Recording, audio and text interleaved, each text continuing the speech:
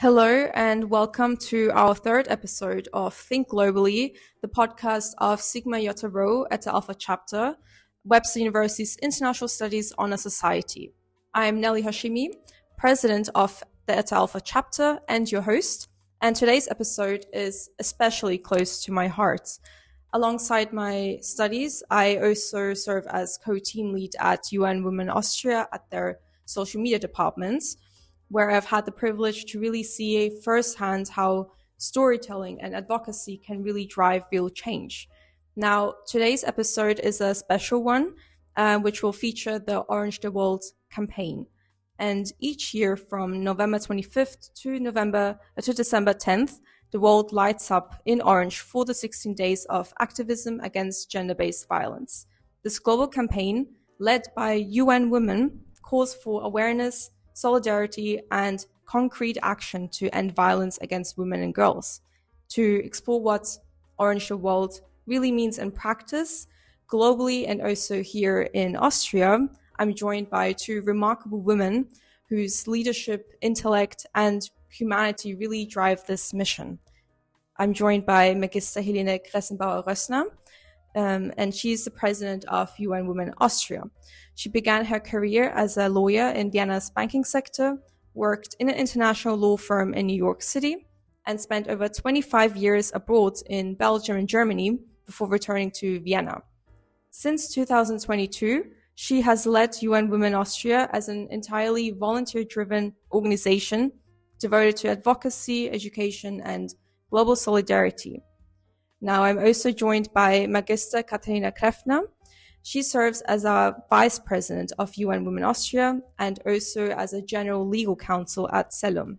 With expertise in international IT and human rights law, she brings this powerful legal and corporate governance perspective to advancing equality.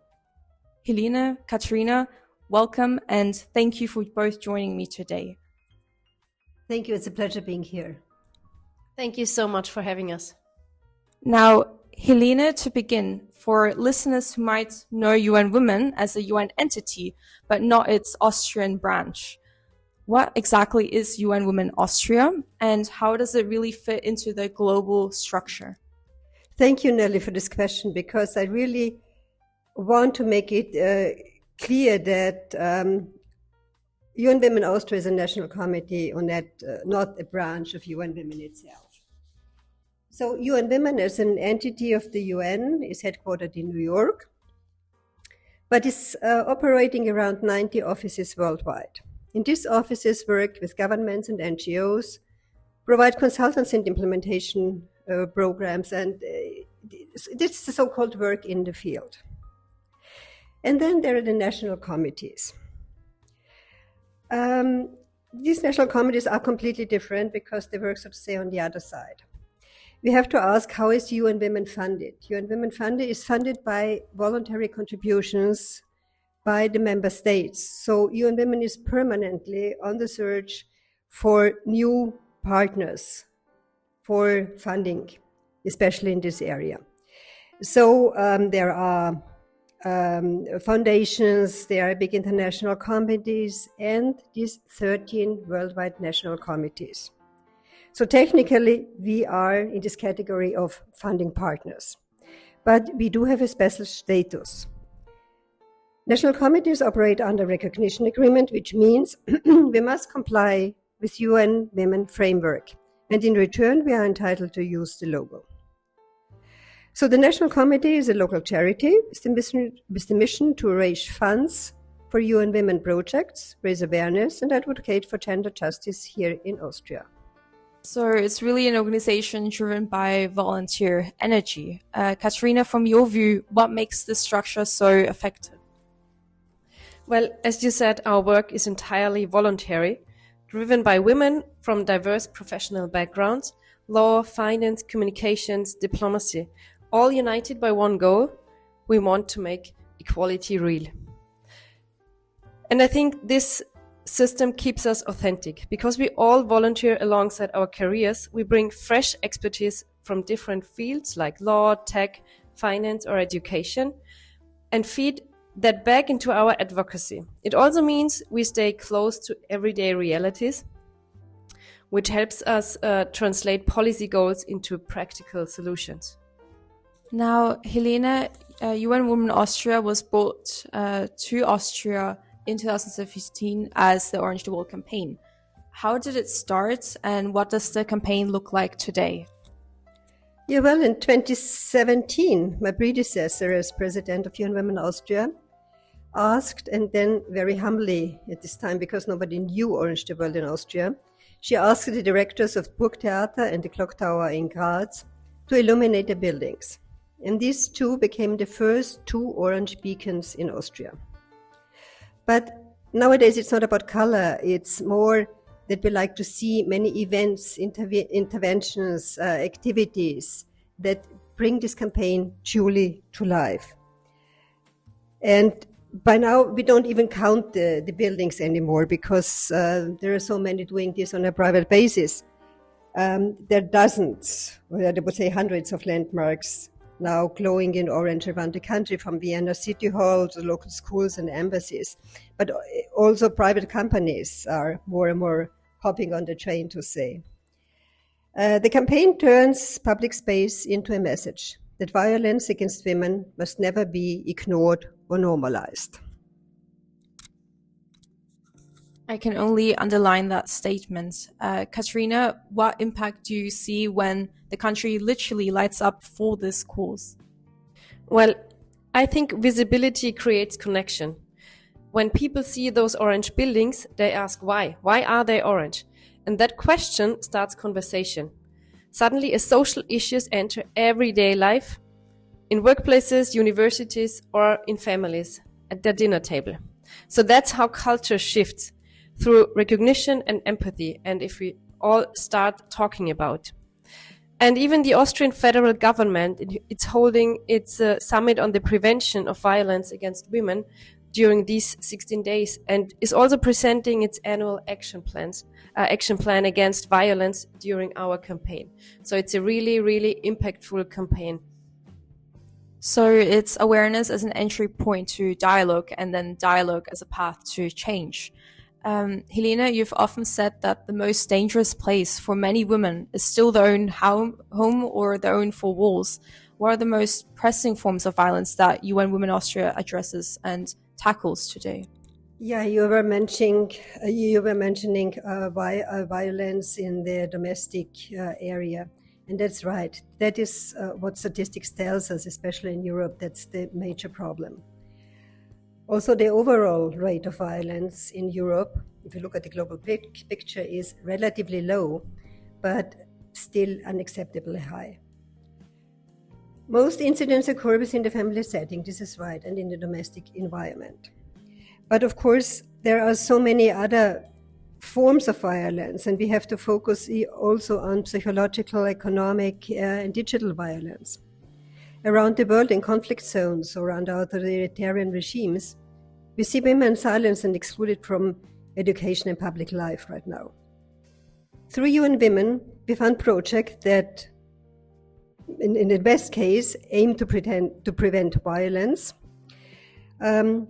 projects that assist survivors and empower women economically, because the financial independence is normally the first step for self-determination and a better chance for a life free of violence. So this whole violence thema is very complex. It's complex and also very broad. Katrina, now, where do you see the next frontier in combating violence? Well, I would say two things. The one is digital spaces and the other is institutional response. Online harassment has real consequences and our systems must catch up. We also need stronger coordination between police, courts and social services, so that if you're affected and you're a survivor, you don't face bureaucratic hurdles after the fact. Ending violence isn't just about laws, it's about making them work humanely and effectively. Thank you. Now, UN Women Austria has set the goal of achieving gender equality by 2030, a vision that feels both ambitious and really urgent. Helena, from your perspective, what keeps you hopeful?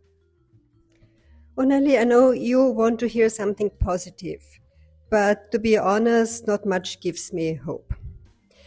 I was young in the 60s, 70s, and 80s when women felt completely free, independent, and unrestrained.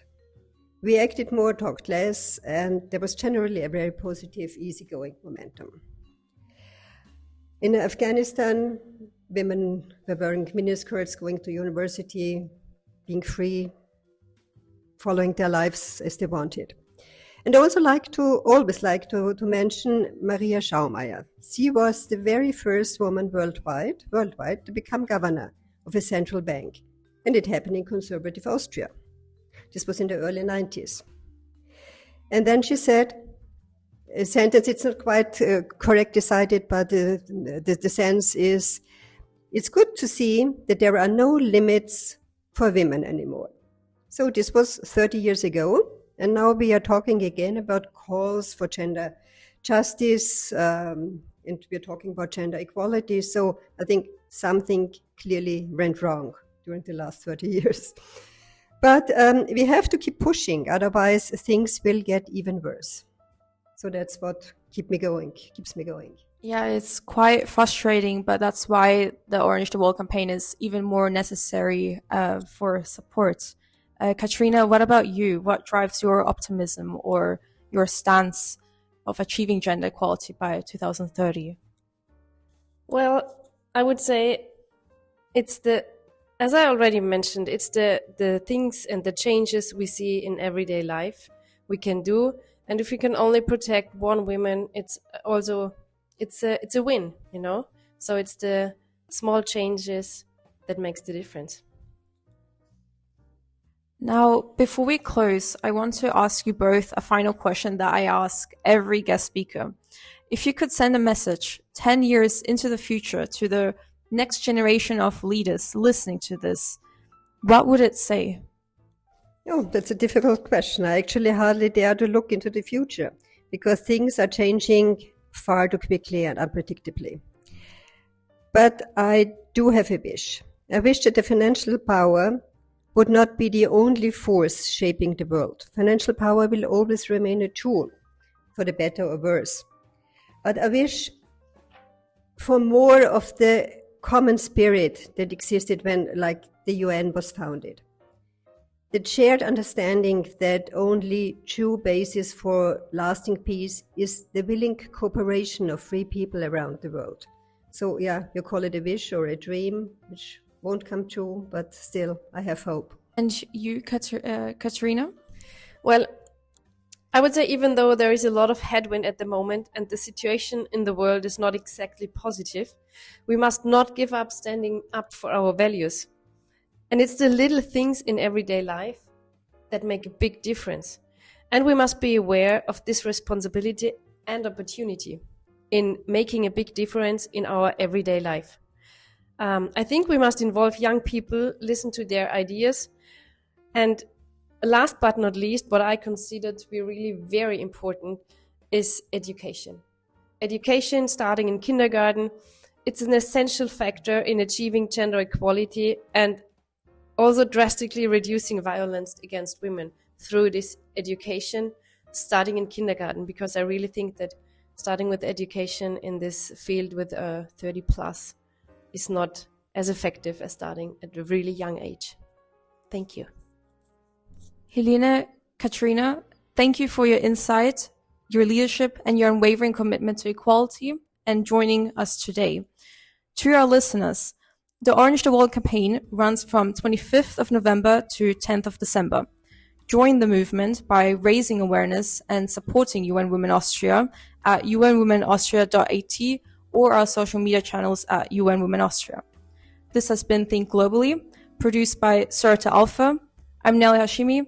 Thank you for listening.